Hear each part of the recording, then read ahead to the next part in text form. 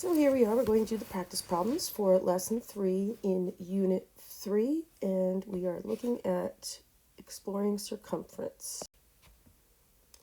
So Diego measured the diameter and circumference of several circular objects and recorded his measurements in the table. One of these measurements is inaccurate. Which one is it? And explain how I know.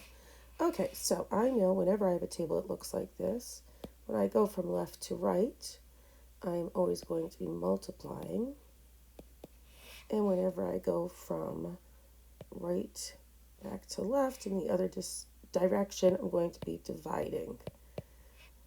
I also know that to get from diameter to circumference, the thing I multiply or divide by is about 3. So 3 times 3. I'm just going to switch up my colors here before I really get going with that. Sorry about the pause. Okay, so 3 times 3 is 9. Okay, that appears to be okay.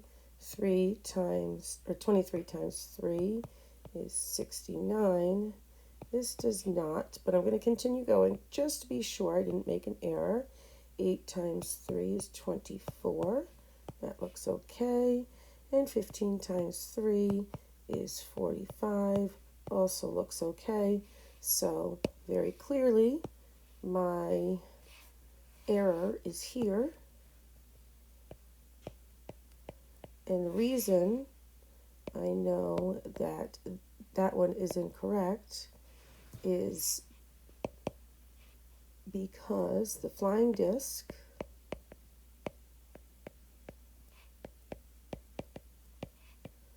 is incorrect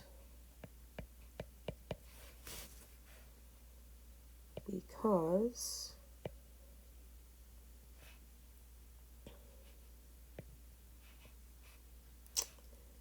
the circumference should be about 3 times the diameter, and this is not. There we go. Next, complete the table using one of the approximate values as discussed in class. For example, 3.14, 22/7, 3.1416, etc. Explain or show your reasoning. Also, I would add to this list the pi button. So, okay, well, at first glance, I know, just like we did in the last one, that from left to right, we're going to multiply.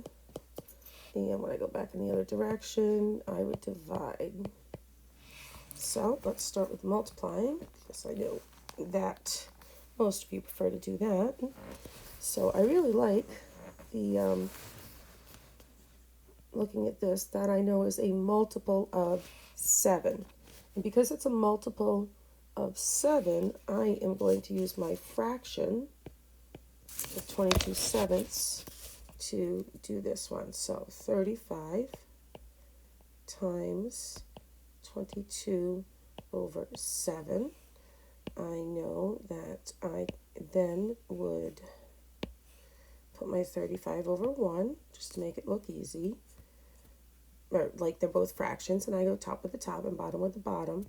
But I should notice that my 35 and 7 share a common factor of 7. 7 goes into 35 5 times. 7 goes into 7 once. So now what I have is 5/1 times 22/1, which I know is 5 times 22, which of course is 110. I know that because 5 times 20 is 100, and 5 times 2 is 10, so therefore I got 110.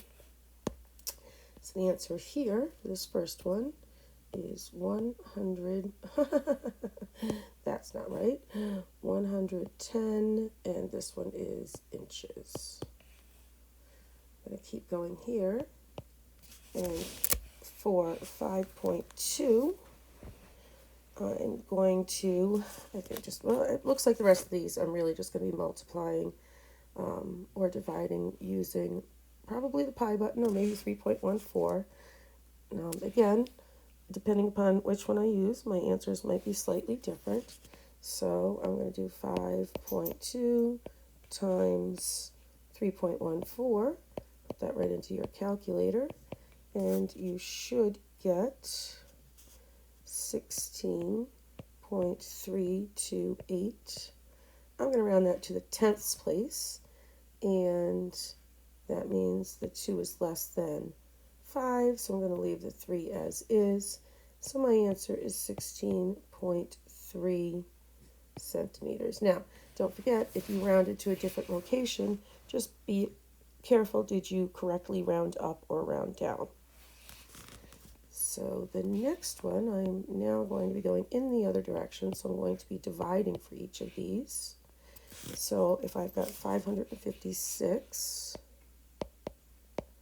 divided by, I'm going to use the pi button on my calculator, and that gives me 176.9802, etc.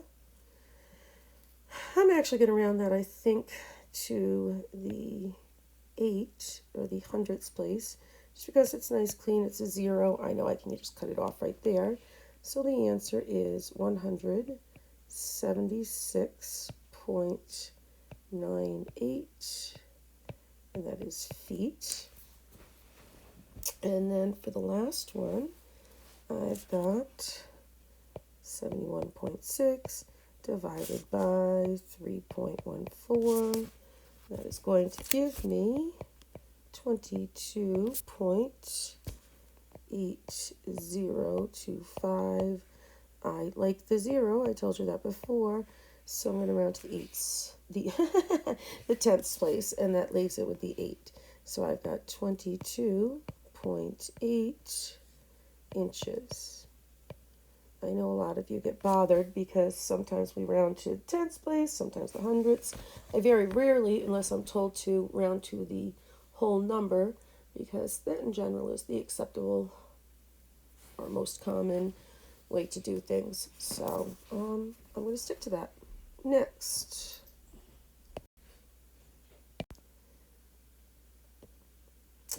Okay, name a segment that is a radius. I know that each of my radii or radius goes from the center point right there out to the edge. So I'm going to know that I've got each one of these. There's 1, there's 2, 3, 4, and 5 different radiuses that you could choose from.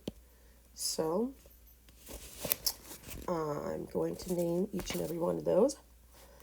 And it doesn't really matter